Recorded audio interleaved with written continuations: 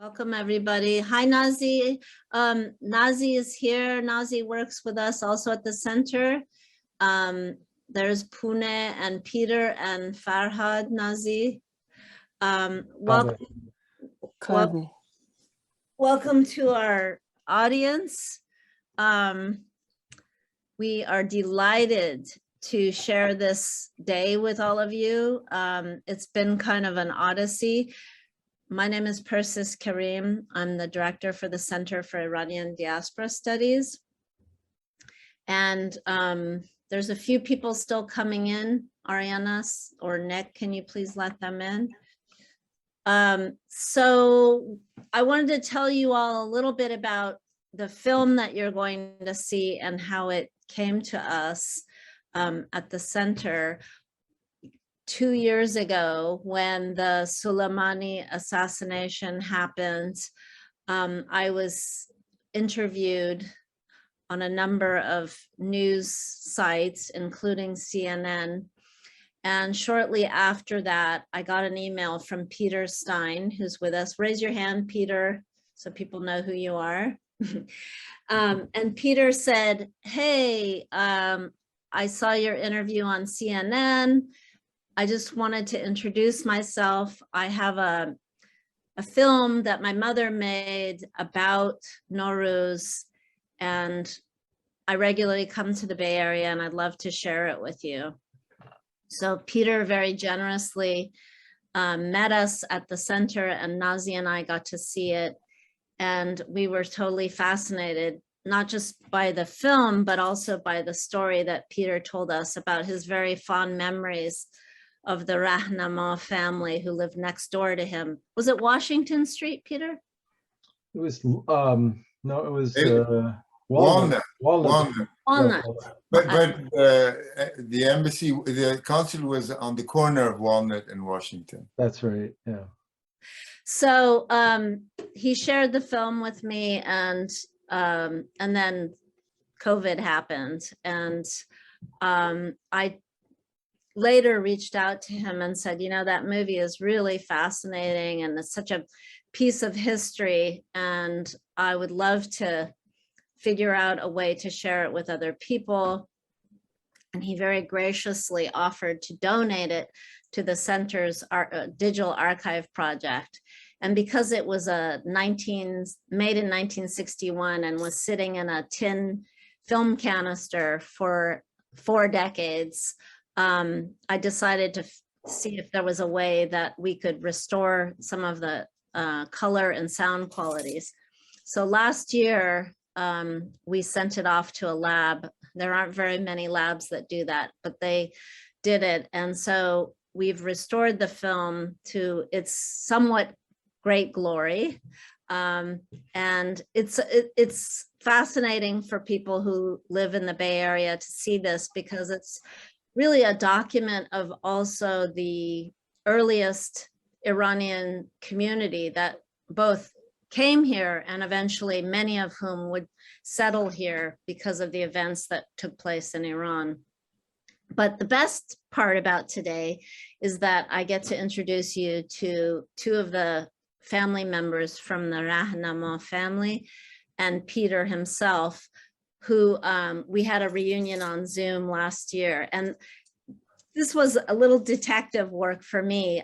Peter told me so many lovely stories about his fond childhood living next door to Pune and Kaveh and their brother Farhad. And he said, but I've lost touch with them. And I said, I am going to find those people for you. So I looked on Facebook, I looked on Twitter, I found Pune on Facebook, and I was pretty sure it was the right person because Peter gave me their names. And then I found Kaveh's Twitter account, and I messaged both of them. It took a little while for them to get back to me, but they immediately said, oh, Peter Stein, as if the same joy and fondness of memory immediately came to their minds. So it was a really wonderful thing to put them together in a Zoom call, which happened last spring, actually. It was right after Norouz. I had the pleasure of meeting Pune in person because she was in the Bay Area visiting her daughter. And so and these three people hadn't, I mean, Pune and her brother obviously have seen each other, but Peter hadn't seen these folks in 60 years, right? Or close to that. Almost, yeah. Almost 60 years. So it was a real joy for them to see each other. And I was a fly in the room listening to them tell stories and talk. And then I said, we're going to do this again, but next time we're going to do it so that other people can partake in this joyful reunion. But also, I think for me, it represents this idea of how histories are made and then broken so easily by bigger political events that separate people. And I remember when I found Kaveh and Pune, he was so pleased because it was such a big part of his childhood that that he kind of lost, right? So I think it also is truly a representative story of the diaspora, the Iranian diaspora, because Pune lives in Iran and her brother Kaveh and her brother Farhad live in France, and their own family suffered as a result of the events of the tumultuous years before the revolution and immediately after. So in some ways, they're an extension of these bigger stories that I think many of us who live in the United States experience as a result of the tensions between our respective governments, but also because of the separations between families. So I'm really pleased that you're all here. And for Pune and Kaveh, it's the middle of the night or close to the middle of the night. And so it's really great that they could be with us. So I'm going to ask Pune and Kaveh and Peter to say a little bit about themselves, you know, what happened in the last approximate 60 years, and just be brief. And then we're going to ask people to go watch the film, which is about 20 minutes long. And then we have a slideshow to share with you. And we want this to be an opportunity for you to ask questions and also share a little bit about the history of your families in this context that was, you know, the consular office was in San Francisco. And it was, of course, a different historical moment for Iran and, of course, for Iranian people in this country. But a lot has happened since. And so I've asked them to share a little bit about their own biographies. So Peter, why don't we start with you, since you're the hub for all of this? Well, first I'll say I'm glad that this materialized from our visit. This is great. It's great to see Kaveh and Pune after all this time. You know, it's hard to express. You know, we were good buddies when we were 10 years old. So, you know, it's great to be here with everybody. Yeah, after, you know, I went to college at Cal, UC Berkeley, and I studied forestry and conservation. I worked for the Fish and Wildlife Service for quite a few years on endangered species in Oregon and Hawaii and California. I switched careers to the Forest Service for the latter half of my career. I got a PhD in biogeography at UC Santa Barbara. And I've been working in the Sierra Nevada for the last part of my career. And I'm still, although retired, I'm still doing contract work with the Forest Service on trying to deal with the fires that we've been having, especially recently. My personal life, you know, with my first wife, I have two daughters. Julia lives in San Diego and Erica lives in Livermore. They both have two daughters. And it's fun being a grandpa, I have to say. I didn't really expect that, but I'm recruiting the next generation of ecologists and people who will take care of the earth. We need more of that. So I I live now in the Sacramento area, and it's just great to catch up with everybody. Thank Yep. you, Peter. Pune. Oh, and I should, Peter has a twin sister, Jackie, who sadly passed away. But she's part of this mix of people as well. And we'll talk a little bit about Jackie later. Go ahead, Pune, sorry. Well, I'm really glad too that we're here together today. And by the way, it was just one day before Norouz last time we saw each other. And unfortunately, we haven't been able to keep in touch with Peter. For me, after San Francisco, we went back to Iran, and because of my father's job, who was a diplomat, we moved a lot from one country to another. And finally, I studied my last years of high school in France, and I went to university in France. I studied sociology, and then I got married there with someone who is half Chilean, half American, and then I went to Mexico, and my daughter was born in Mexico, and she's now 42 years old, and I have a granddaughter too, who is 10 years old, and they live in Los Angeles now. In fact, they moved to Los Angeles. Yeah. And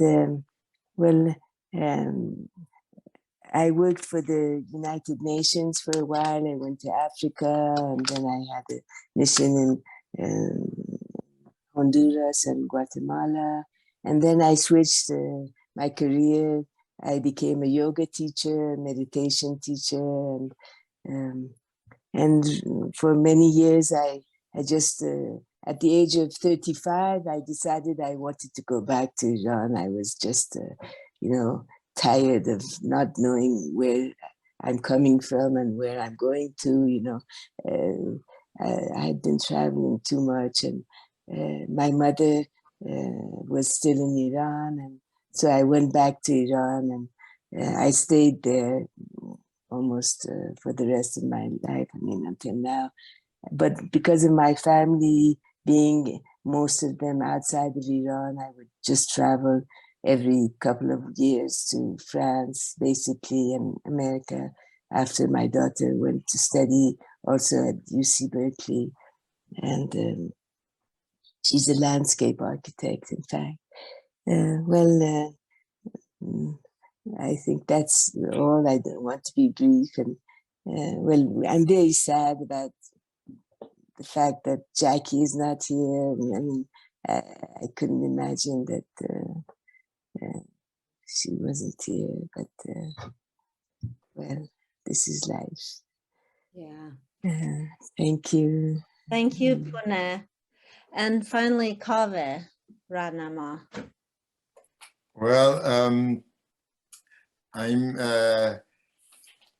live here in France, in close to the city of Vichy, and Pune, said what happened to us a little bit after we left San Francisco. But we've always had this sort of link with California, and we maintain it.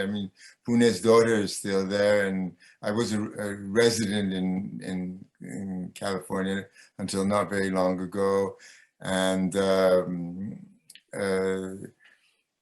then since I've been traveling quite a lot. Actually, until 2 or 3 years ago, I hadn't really settled in France, although we had a house. So I'm married. My wife is French, but she speaks perfect Persian, and she lived in Iran. And again, it's one of those things. She went to the same school that Pune and I went to for a while in Iran, which was a Catholic school, and then the the high school, which the French high school, also in Tehran. So that's even in France, we always have this French connection. When I left France, I went to university in England. I did a year of prep in England, and I went to university. I went to Oxford University, where I studied economics and philosophy and politics, and then I studied, for my doctorate in Paris. And immediately after that, I went back to Iran to, because that's what people did, and I went back particularly to do my military service. So I started my military service under the Shah, and I finished it under the new government, the revolutionary government. So when you look at my military certificate, it sort of has a lion and sun on it, but then there's a stamp saying, I think it says Temporary Republic of Iran, or something like that, to that effect. And yeah, so I can say I was an officer for the Shah, and I was also an officer for Khomeini, but I didn't have any military role whatsoever. And then, then things happened very quickly. Our family got into a lot of trouble. I was in Iran at the time. Pune was not, and my brother came back during that time. And then we were there, and the rest is a lot of ups and downs. And then I left Iran because I felt I was in danger, basically.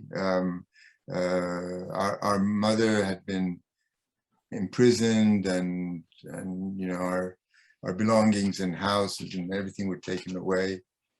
And so at one point, I felt that I would be taken back to prison, because I was in prison for for 10 days, but I didn't want to go back. So at one point, I sort of managed to leave, officially, by the way, not through the mountains, which would have been another sort of option, but I managed to leave officially. So, and ever since I've been living abroad. But after 11 years, I went back for a trip, and since I've gone back every now and then. And so I've been teaching for the last 20 years, but I've also I worked for my father, actually. I think, Persis, you may know that. I worked, when I did my military service, there was a program where you could work for the government. And as a second lieutenant, you had this privilege of choosing the project you wanted to work for if they took you. And so I decided to work in my father's project, and that's how I finished my military service, working for my father, who was not in Iran, fortunately, and very interesting things happened then as well. So now I've been here in France. I've been traveling a lot and teaching in all sorts of countries, from South Korea to Saudi Arabia and Germany and France and elsewhere, Finland, and that's my story. Thank you, Kaveh. Anyway, if you're just joining us, we just got to hear a little bit about the three guests who are with us, Peter Stein, Pune Rahnama, and Kaveh Rahnama.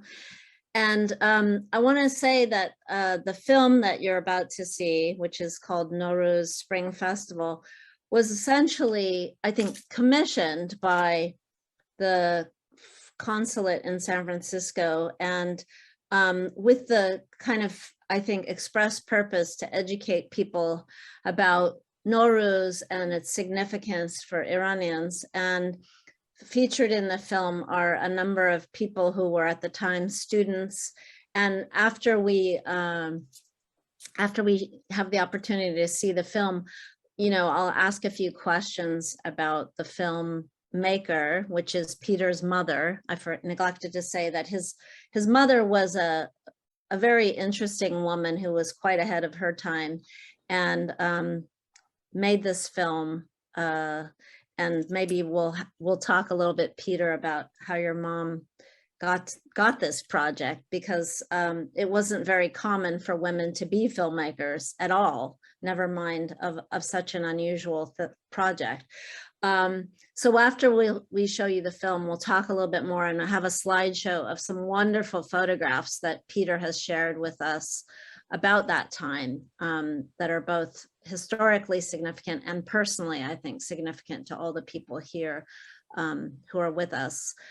I want to mention also that through Peter's generosity, the film will be eventually in the archive that we have. We have a digital archive on campus, and you will be able to see it whenever you want.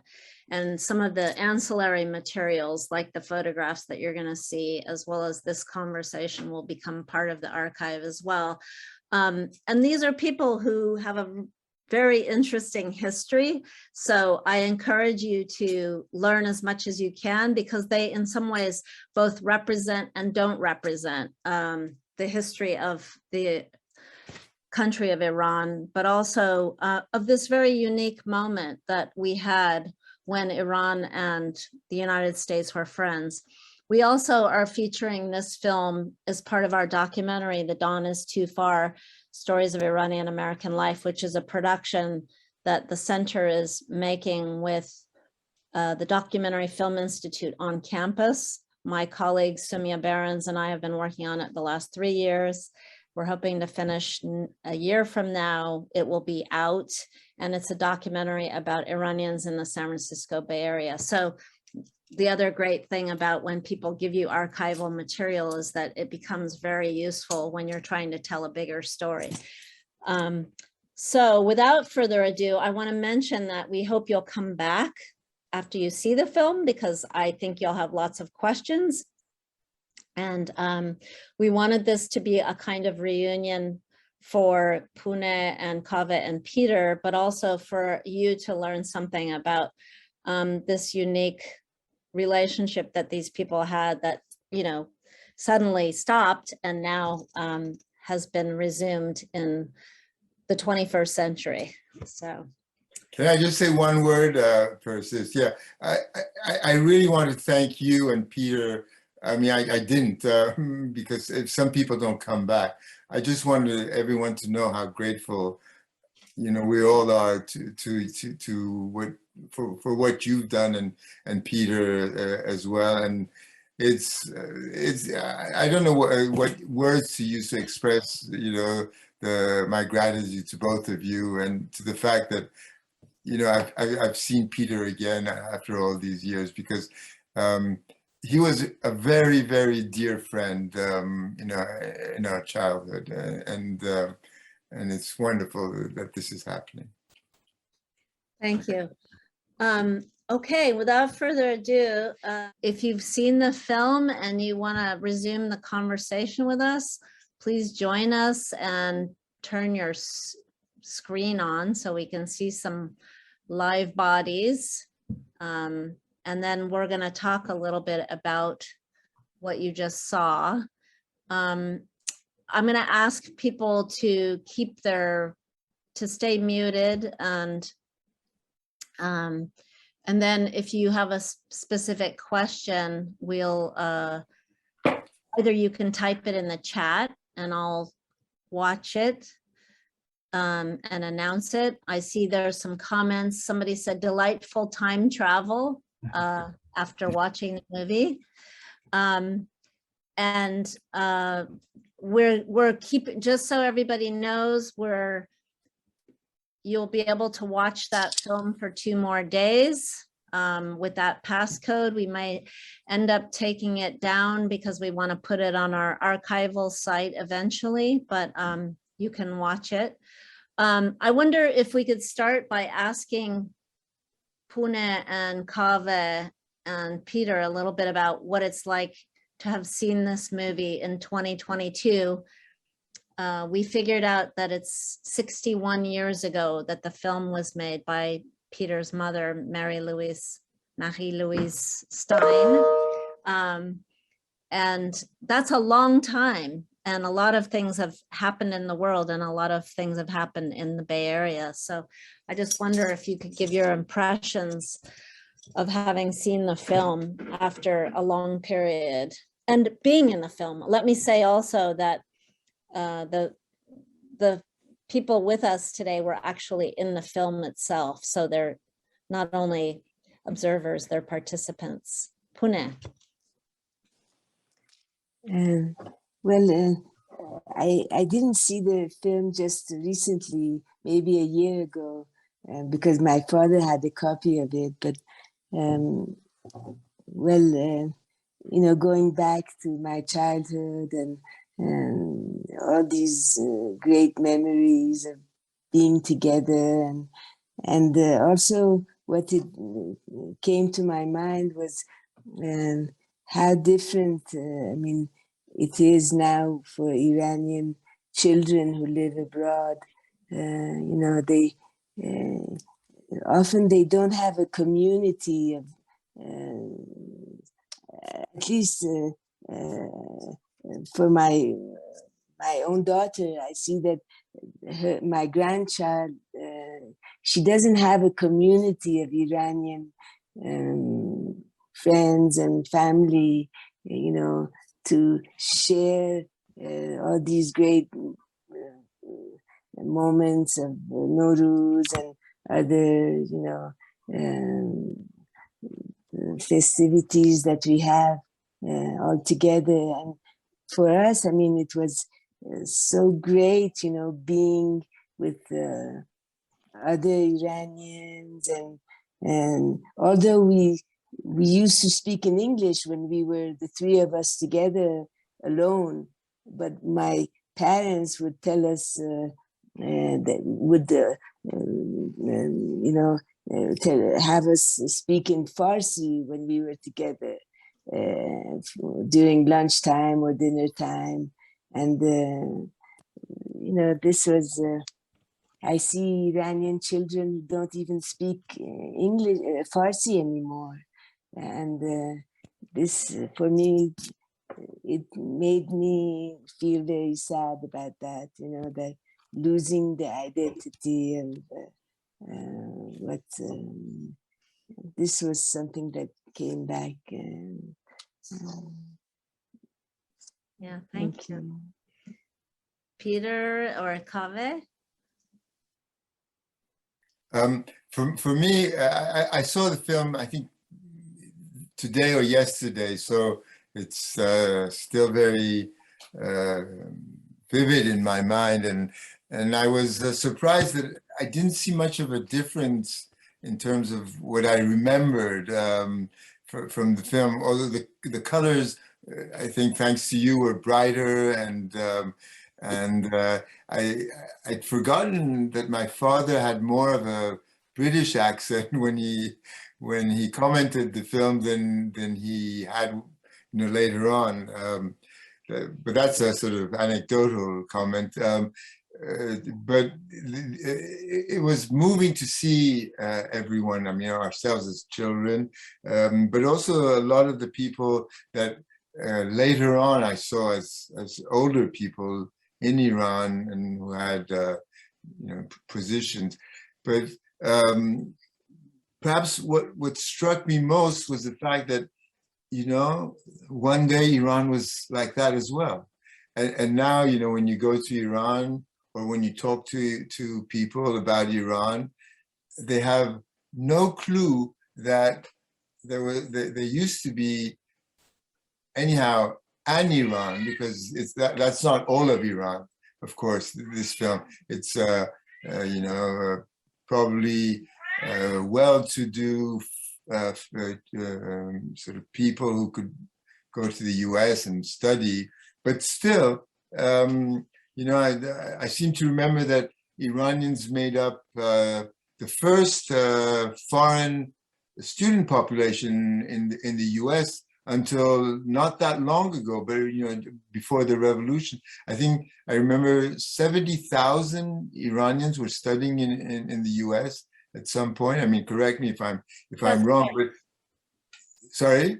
That's right. Yeah, Actually, it was one of the largest foreign student populations. I think around the time of this film, it was the largest foreign student population in the United States. And one of the other things that's sort of unique about California was that they had passed the California Higher Education Act, which was essentially to designate funding for the public higher education system. So that made it affordable for both Californians, but also for foreign students, much more affordable, obviously, than going to Stanford or a private school. So there was a large number. And of course, because Iran didn't have much of a university infrastructure to accommodate its growing population. Yeah. Sure. But there's another point. I mean, now that we're talking about this, but I think so. It's nice, to see that, okay, Iran, there was a part of Iran that was like that. And it wasn't an insignificant part of Iran. So, that's sort of what the film was sort of saying to me. But also, again, I remember that practically anybody who really wanted to study abroad could get some sort of scholarship in the last years of the previous regime. So there were lots of people, including, opposition students who had been, who had their education paid by the system, which doesn't make them anything of I would say, a sort of an agent of the old system. Not at all. It was, the system should have always paid whatever they could to have students abroad, and some of them, disagreed with the regime, and some didn't, and that's fine, But it's true that I think there was also towards the end of the regime, the Shah's regime. Quite a large subsidy going to students who studied abroad. So maybe at the time of this film, they were more well-to-do. They may have come from more well-to-do families than later on. Yeah. Peter, I wonder if you could talk a little bit about your mother and how this project, what you know about the way that she became involved in it, because that's the other thing, I was so fascinated by the fact that it was an American woman who was basically making this film possible, when your father, probably Kaveh and Pune, could have found a filmmaker, but there was clearly something happened between these two people to make it possible for her to be the filmmaker. Yeah, well, I would start by saying the connection was us, the kids. I had a twin sister, and here were Pune and Kaveh and Farhad, all about the same age. So the five of us played together a lot. And I think, I don't know what the transactions were, but it seems to me that this all came about because of us playing together and being next door neighbors, and it probably just came up in a conversation between my mother and Mr. Ranama. My mother was always fascinated in other cultures. She was German, as you know. She came to the US after World War II, and she was just curious about stuff. And I think the celebration of Norouz is probably something we observed, and the idea probably just generated organically. Wouldn't it be nice to make a film? Oh yes. And one thing led to another. It was a very low budget thing, even by the standards of that day, I'm sure. but it was fun to watch, fun to see it happening. And for me, I remember just thinking, wow, these are interesting traditions that I had never heard about, I'd never seen, like the tradition of putting the seeds on a clay pot and letting them grow. That always, I was 9 years old, but I was pretty fascinated by that. Like, you know, it's just something I hadn't experienced before, but it was fun to watch the whole thing unfold. And then, of course, to see the film, and my brother was in the film, and my older brother and my sister were in the film. An interesting little anecdote. I got the mumps when this film was being made, so I dropped out of the picture for a while while the movie was being made. But it was just, you know, it was the five of us as friends that sort of generated this energy to bring our families together. That's great.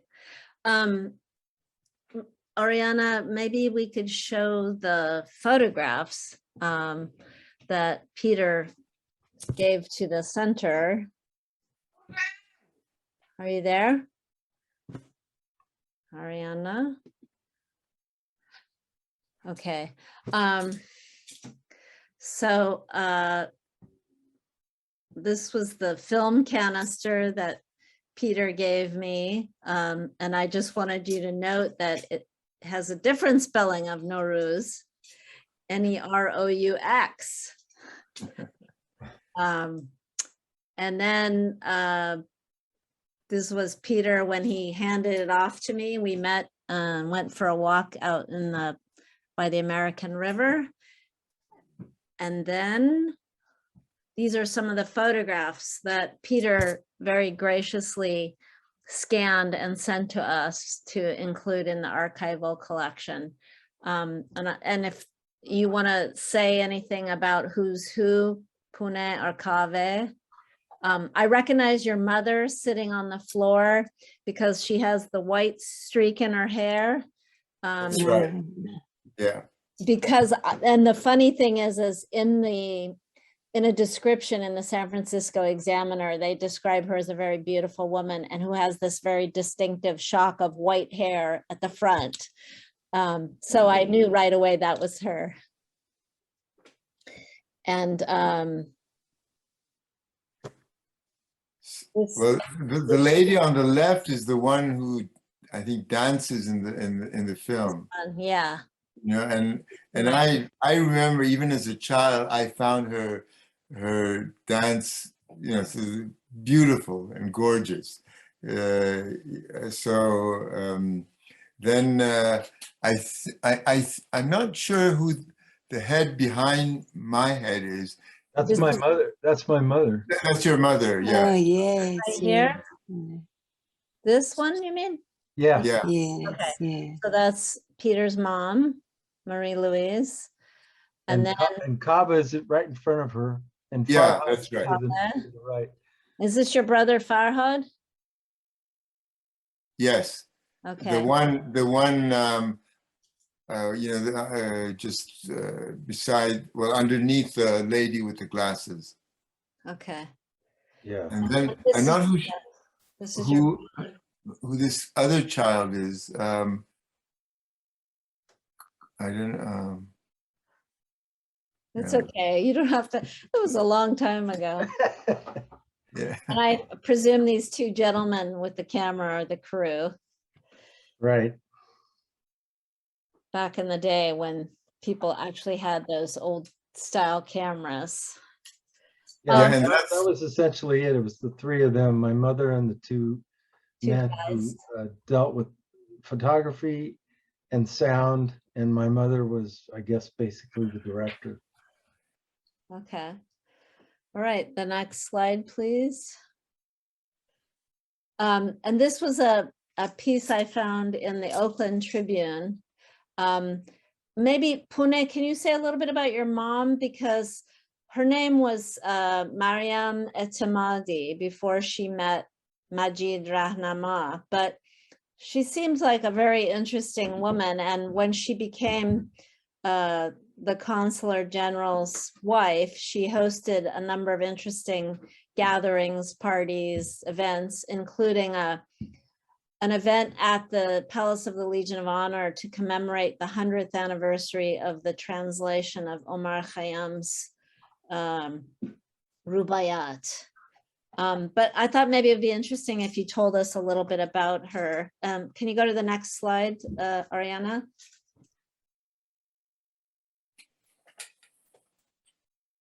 Is Puna still with us? Yes, I'm there. I'm here. You told me some, Can you hear me? yeah. Yes. Well, my mother, in fact, she studied. She came to United States to study, to go to university, and she was in Berkeley. So at that time, we have also some very nice photographs of her when she was there. I imagine at that time, maybe she was maybe one of the only, Iranian girls studying there. And so she had studied in Iran. She was in a boarding school because her father was a military and he traveled a lot. So they put her in this boarding school in Tehran so she could, she wasn't, because there weren't good schools everywhere in those times. So she studied there, and she studied English also. It was a mixed English and Iranian school hosted by a lady, an American lady. I'm not sure if they were religious or not. No, they weren't. They weren't religious. It was the equivalent of Al-Borz. So it was an American style college. School. That's why they taught English in the school. Yeah. Yes. So she when she went to America, she used to tell us, about the people didn't know anything about Iran, and they thought, what they asked her all the time, do you ride on camels, or do you have cars in Tehran? My mother was, she wanted people to know more about Iran, and she would give these talks, and even she got to know a lot of, these ladies in the Bay Area who would invite her to, some gatherings, maybe even at the Lions Club or something like that. These clubs where people would come, and she would even dance for them, and she would wear like traditional clothes, and we have all these photos. I mean, if you're interested, I can send them to you. Yes. Yeah, love that. I was so struck by some of the information that I found in local Bay Area newspapers, that she wasn't just like, of course they portrayed women, wives of officials, in a sort of socialite way, but it was clear to me that your mother was very interested in educating people a lot more about Iran itself. So this was one article that I found, but there were several others in local newspapers. And I thought it was so remarkable because she was in Berkeley. She was at UC Berkeley in 1949. And so she didn't know your father then, correct? She met him she later. did. Oh, she did. No, yes, they had met in Iran, and apparently my father wanted to marry her, but she said, "I'm going to go and to do my studies, and after that, if you still love me, and if we were still, willing to get married, then we'll get married. So this is what happened, you know. After 3 years, I think she came. My father was doing his PhD in France, and so she went back, and they stayed in Europe for a couple of months or so, and then they went back to Iran, but they got married in Switzerland, in fact.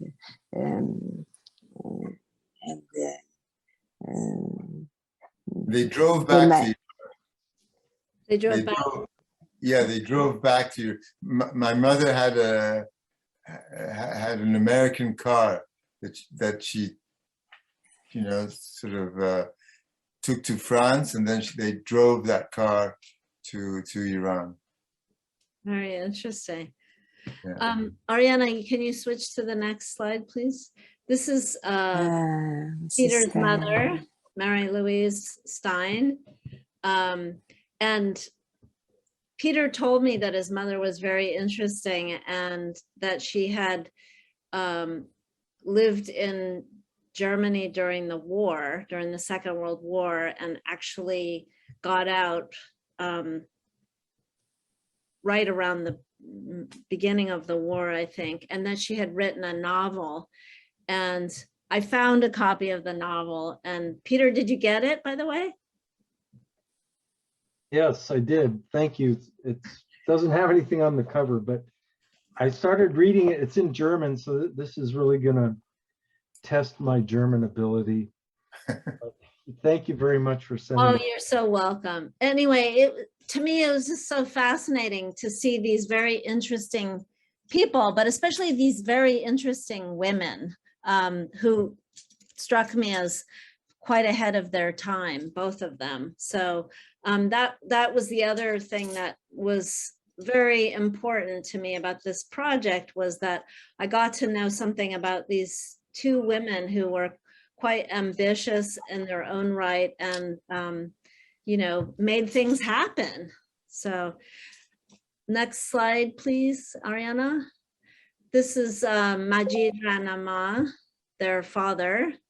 And I thought it would be interesting if you could tell us a little bit about your father's work with rural development in Iran and efforts to counter poverty in Iran, because that was another thing that I came across, that he did a lot of work. He was influenced by Paulo Freire, the educator from Brazil. And then eventually your father left Iran also and taught at Berkeley and also in Paris, I think. Right. Now, where did you get this picture, by the way? Do you know? Yeah, it's from an archival source that has a biography of your dad. And there was this shot and also an older, a picture of him as an older gentleman. I'll send you the link. All right. Yeah. Well, you know, my dad was the first minister of higher education and research under the Shah, and he didn't really want that position, but the prime minister sort of coaxed him into accepting, and he did. He did, but what he was interested in was research, and he wanted to have a French type of a research center in Iran, like, you know, in France it's called the CNRS, Centre National de Recherche Scientifique. So that's what he really wanted to do, but for some reason they disagreed, and he took this position thinking that he could, you know, do something for the universities. And to be honest, I think he did a couple of things which you know, to this day stand out, because he introduced the university entrance exam to Iran. Prior to that, every university had its own entrance system, and it wasn't always fair. And he thought, there should be one system for everyone. And I remember this distinctly because I was interested in sort of things that he did, and also politics and things like that. And I remember he hired somebody from Sweden to devise a system where this entrance exam could be taken by hundreds of thousands of students at the same time, and would give results that would be fair and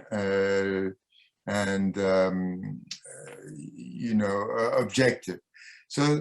So he did that, but then over the years that he was minister, he started having problems with security, and particularly the secret police that wanted to interfere in the university life. And he made several deals with then Prime Minister, and I think even the Shah knew that he was sort of opposed to some interference by the secret police in university life, and eventually that led to his resignation. So he resigned from, which was very unusual at the time. Ministers never resign, but he did that. He did resign, and that's where he started getting interested in poverty and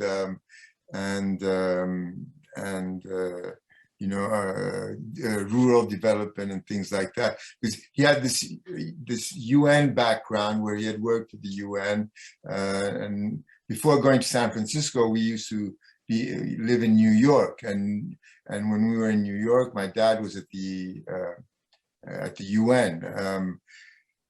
So he started getting interested in rural development, and again through his own connections and through his own experience and through the contacts he had abroad, he made a first trip to China under Mao, which was also unique at the time, and he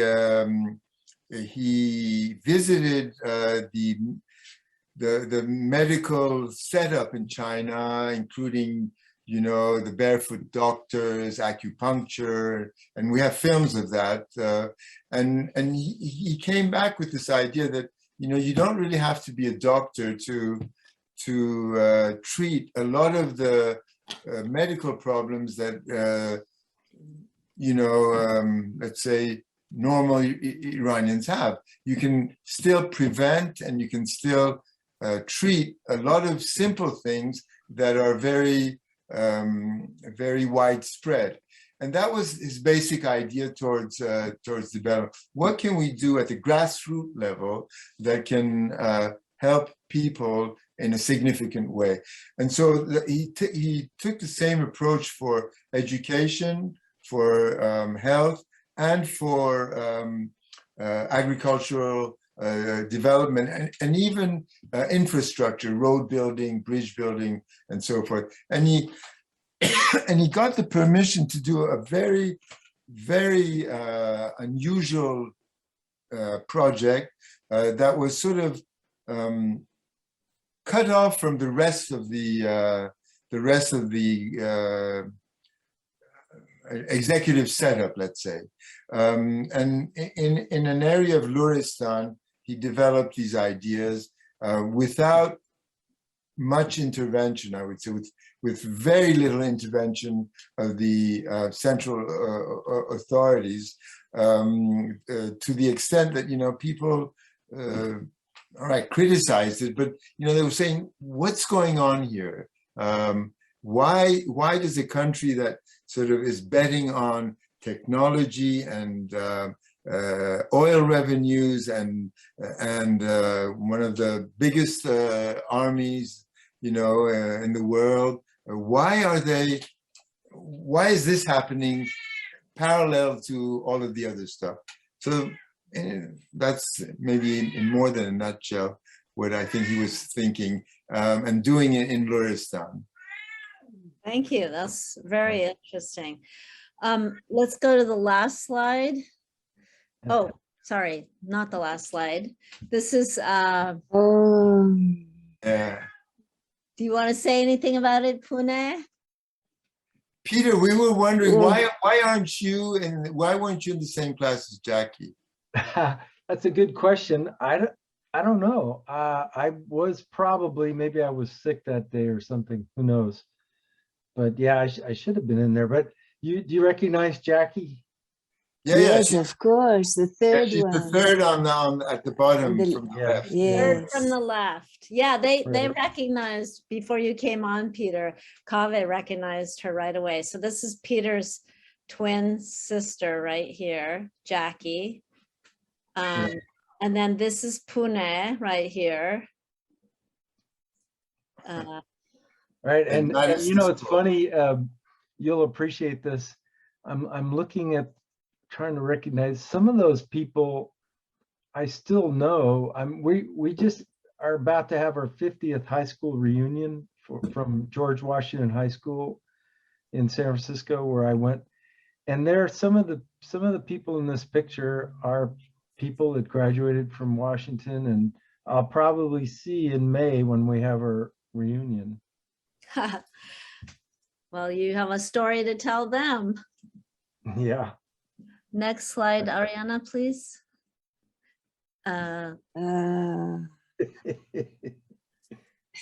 So Jackie's on the left, then Kaveh, then Peter, then Pune. That's right. Isn't that a great I'd shot? forgotten that you went to the same swim school that we went to. I don't have any memory of this, to be honest, but it's wonderful. Yeah, it's great. Okay, next slide, please. There's Peter and Kaveh sitting on a sawhorse. Well, there's a story behind this. You'll notice I have a broken arm. I don't know if you remember how I broke my arm, but we were all playing freeze tag in your driveway, and your brother somehow hit me in a kind of an odd way. It wasn't really hard, but I think I stumbled and hit the ground and broke my arm. So there I was. Oh, no, I don't remember that, but I remember the broken arm distinctly. Yeah, and I remember jumping over this contraption here. Yeah, I actually asked Kaveh if you broke your arm jumping over the sawhorse. No, it was playing Yeah. freeze tag. This is in front of their house. Okay, go ahead, Ariana. This is obviously the camera in the middle suggests that this was, Kaveh told me this was Sizdabedar picnic in Tilden Park, which appears in the film. Yeah, I mean, I'm guessing, but I I'm think that's guessing too. No, I think that's right. Because if you remember in the film, you start at your house, and then the film sort of chronicles your drive across the Bay Bridge, and then somewhere up in the hills where there's a park and there's a Tilden, I bet. waterway for you to drop the plants into, and that, I think that was Tilden Park. Yeah. Yeah. Okay, next slide, please. This is a scene in front of the consulate. Kaveh was trying to figure out if he could identify this. no, I don't think this is the consulate. Oh, no? No, I don't know where it is. It may be, you know, the St. Francis Hotel or something. I don't know. Oh, yeah, with the guy. in No, the- it's not. Okay. Okay, next slide. This is the consulate with protesters in front of it. Do you have any idea what year this is, Peter? I'm guessing it's 60 or 61. Okay, so that's interesting because the students were already protesting at the time you were likely living there, Pune and Kaveh, and of course the protests got only more intense and larger as the decade went on. and eventually there was a bombing at the consulate in the early 70s. Yeah, we had moved to another location by then, but yeah, I remember it was bombed and then it remained vacant for like 20 years or something. It was, I don't remember the details, but it took a long time to sort out how to dispose of the property because it was, I think, legally Iranian property, but when the regime changed, you know, everything got more difficult, I guess, and it took a long time. It finally, I guess, was sold, and it must be somebody's private residence now. But Yeah, there was a couple who was evicted from it because I think it remained the property of the Iranian government. And then when the revolution happened, it was vacant during that period. And I found an article in the newspaper about them evicting a couple who had been renting it. So, You know, I think that tree is not there anymore. on the right side. Yeah, on the right side. this is Is at the corner of Walnut and Washington. Yeah.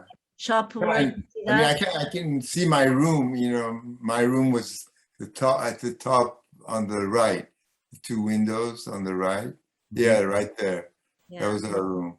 So, but this tree, you know, we went back and took a picture in front of the embassy, the general consulate, and I seem to remember that the tree is no longer there, or maybe it wasn't even there when we were there. So Hey, I have to tell you something else, Puna and Kaveh.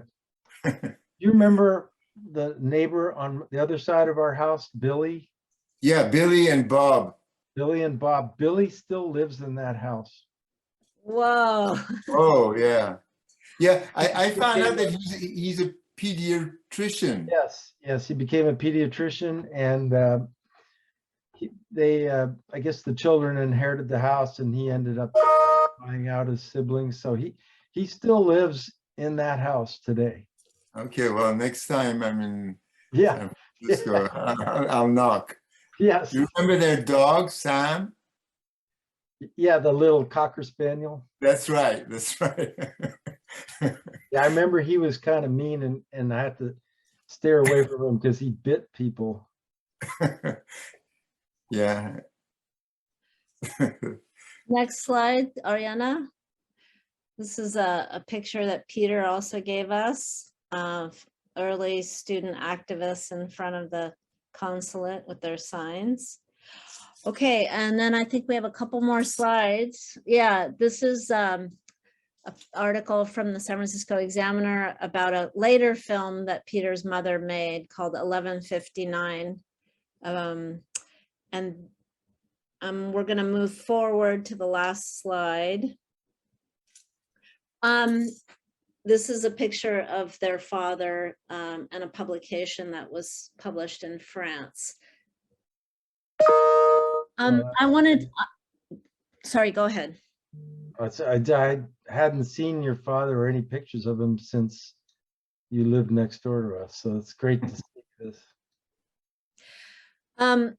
We're almost out of time, and nobody put any questions in the chat, so I'm assuming there are no questions, but I'll give you a chance. We're going to close out. I wanted to also let everybody know who's watching that we're fundraising for our documentary film called The Dawn Is Too Far. As I said, it is included in it includes some segments from this film. And Ariana is going to put in the chat. So if you want to make a donation to the center to support this kind of work, archival work like this, or to help us with our film production, there's a link. Ariana, can you put that in the bio? I mean, in the chat. We really appreciate the support of people who are watching. This is very labor-intensive work, not just for me, but for the people who helped us to document and scan and catalog these items. So any questions from the audience?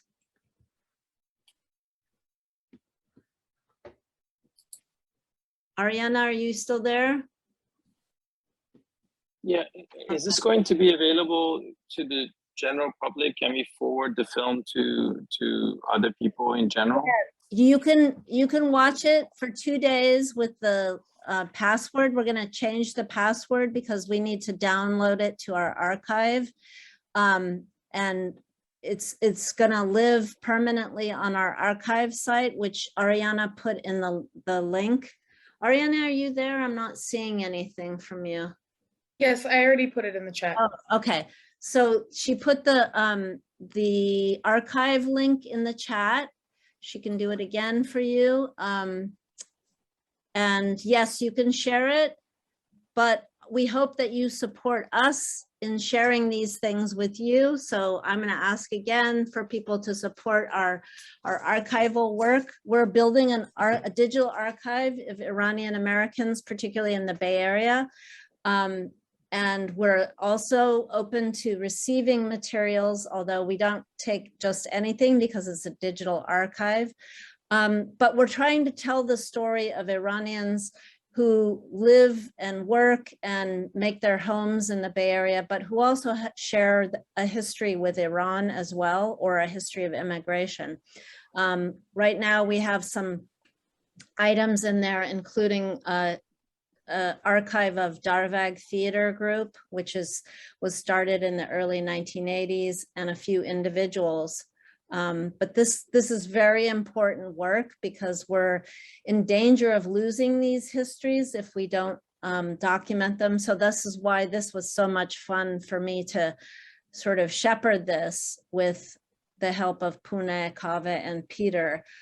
Because I think it tells an important story. And while we had a little break from talking with all of you, Kaveh asked me about this digital archive, and I was suggesting that these are the stories, the human stories, that are often missed when you're focusing on the headlines or the animosity between governments, is the story of individual people and the way that they are influenced and influence the places where they live. Any other questions, or I see some. No, I will. I just wanted to thank you, and also mention that my sister and my brother went to San Francisco State, and it was the only university at the time where they accepted Iranians with refugee status, and they let them continue their studies.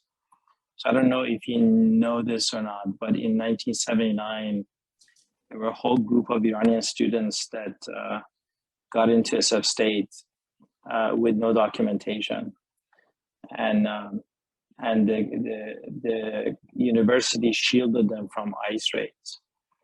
And I remember at the time that they would support the students and let them continue their classes. It was very impressive. Thank you for that detail. If you want to share more with us about that, that would be great, because that's an important important history. Of course, San Francisco State was very instrumental in having student activists around the '68 strike, and one of the people in our archive and who's also featured in our documentary film The Dawn is Too Far is Parviz Shokat. Some of you might know him. He shared with us some photos of him at the San Francisco State student strike. And I think that's another unique history of the Bay Area, is that many people were influenced by the political and cultural activities that were taking place there. And it's why we have such an interesting community now, is that they laid the foundation. And I consider this history of the Rana family and the Stein family part of that really interesting history. So thank you for sharing that, Mehdi Jun. Thank you very much. By the way, Majid was my professor at Berkeley, and I have a lot of fond memories of him. He was a great guy. We had a delightful time together. Oh, So wonderful. thank you for reminding me of the memories. What year was that? 1987 and 88. Right. And he actually came to our house for dinner a couple of times, and I visited him in Paris, no, in France, in his home, the old church that he used to live in. Oh, in Conquerac. Conquerac, yeah. Right, yeah. Okay. All right. So if I find pictures, I would send them your way. Oh, that's so great. Thank Oh, you. following Mehdi, thank you, Persis. I want to say hi to Kaveh and Pune. You probably don't remember me. I was young when I saw you in Iran. My dad, Mohsen Mahduji, and my Yes. mom, Jale. Yeah, so. Sure, of course. And you know, I'm doing a little bit of work on a project that your dad worked for. I mean, he was at the university, but he helped with a project called the actually just after what I was describing, you know, the trip my father made to China. He started a project in Shiraz. He in works with my Haftar. dad. Yeah. That's right, and your dad helped, you know, recruit people. Maybe Persis can connect us. I'll get. Yeah. I'll Okay. yeah. All Thank right. Zara's very involved in the Darvag theater group also. Zara is a pillar of our community. I have a number of Majid's pictures. If I find them, I will send them to you. Okay, Send them to me too, and I'll put you in touch, Mehdi, with Kaveh and Pune, okay? So you can communicate directly. There's a point about the film I'd like to make, you know, Persis. The music was made by somebody called Hormuz Farhat. Yes. And he became a leading classical musician later on, and he took part in the Shiraz Art Festival and composed music. So at the time, it must have been right at the beginning of his, you know, prestigious career. Yeah. So I'm not sure how Peter's mother and Farhad, but maybe through my father, or maybe she I'm knew sure. him. Yeah. I'm sure it was through your dad. Yeah. Yeah. Well, this has been really wonderful. I want to make sure that anybody else who wants to speak, this is your last chance. I want to say thank you to Kaveh and Pune, because they're staying up late to be with us, and I had the pleasure of connecting with them once before, but for me it's so wonderful to hear you tell these stories, these little anecdotes, because they are part of this collective history that I think so often gets pushed to the side, and we have to preserve them. So thank you for being here, and a big thank you to Peter, because really without him none of this would have happened. I think it's so important that people have the opportunity to share documents, photos, whatever, because it tells a different story. And Kaveh mentioned something about this idea that it's so easy to adopt these big narratives, and really the connections between human beings is what is the most beautiful thing. And the fact that these three people didn't see each other for almost 60 years, and when they reconnected, they could recount everything. And you saw just when they saw those photos of themselves. So it was just really wonderful. And thank you all for coming. Again, I want to encourage you to donate to the center. The link is there in the chat. It will support our archive project and our documentary film, The Dawn is Too Far. You can watch the trailer on our website for this documentary film. You'll see some of the clips of people jumping over the fire in the film, as well as other things. And I hope you get some rest now, Kaveh and Pune. Thanks. So, We had a question. We had a question for Peter, I think. Is it Pennebaker? Is Yes. Pennebaker Yes. In films fact, related to D.A. Pennebaker? yeah, it's the same. I think it's the same person. A friend of mine who he may still be on, Dan Arola. His wife is Iranian, and he pointed out to me that he's a filmmaker who made a documentary about Bob Dylan and perhaps some other notable. So yeah, it's D.B. Pennebaker. Yeah. That's awesome. Thank you so much, Peter. And by the way, the connection with Cal, I didn't realize there was so much of a connection with Cal, but Kaveh and Pune, your mom went to Cal and your dad taught at Cal, and I got my bachelor's and master's degree at Cal. So it sounds like there's yeah. Yeah. Well, and I saw that your mom lived at International House, which was also a really important place for Iranians who came here at that early period. My brother stayed there.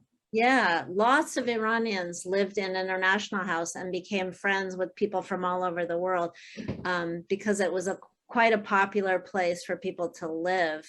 If you had no family or, no kind of connection. It was the dorm for international students. Yeah. Yeah. Pune, thank you again for getting up really, really early. Well, thank you, Persis, and Peter, and all of the friends who are participating here. And I just got a message from Bruce, who was also someone who met my father in Shiraz, and who's a friend of Dr. Mahlouji. And so thank you for connecting us all, and I hope we can meet someday. And yeah, when you come to great. California, we should make sure that Kaveh comes. both too. are totally welcome to stay here at our house in Sacramento, and we have a lot to catch up on. Yeah. Are you standing? Have you been standing all this time, Peter? Yeah. Is that okay? Before we close out, I wanted to tell you that somebody from Sydney named Kevin Neer was watching, and Daniel Arola, Peter's friend, who says that I'm a 50-year friend with Pete, and I've become an Iranian through marriage. So there's a lot of love in the room. And he's also a Cal Bear. All right. And I want to say Happy Norouz to everybody. Sale No Mubarak to everybody. Okay, so I don't know. Right. Yeah. Let's not wait another year for this. Oh, Absolutely. Pune, Bye. Kaveh, love to you. It's great to see you. Take care. Yeah, you too. You Take care. too. Eidatun Thank Mubarak. you. Happy Thank Norouz, you. everybody. Eidatun Mubarak. Eidatun Khuda hafiz. Mubarak. Khuda hafiz. Nazi jون Bye-bye. خداحافظ.